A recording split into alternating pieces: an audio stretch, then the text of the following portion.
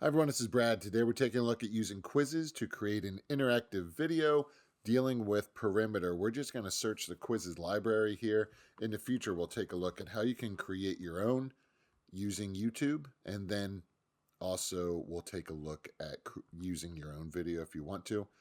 Just how to add questions there. So I'm going to search. First one that comes up, we'll use this one here with Mr. J. You can go ahead and you can preview all the questions right in here. You can see the time on the right hand side.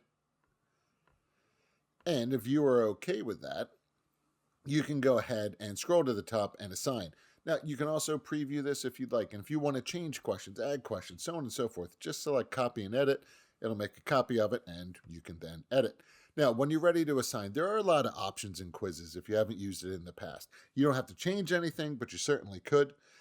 You can see all this information here. Please note that the beginning of that video probably will have an ad. Just wanted to point that out. So you can go ahead through, send it to a class, select your class, speed up the videos. Do you want to allow them to do it? You can see all your options here. Go ahead and take a look through those. If you have any questions, please reach out. I'm more than happy to help with that. Well, when you're ready, you can go ahead and assign it. And then just comes up simply like this, where you can join using the link. You could also share it to Google Classroom or these other options over here as well. And then you can also see the game mode, joinmyquiz.com, and then the specific code.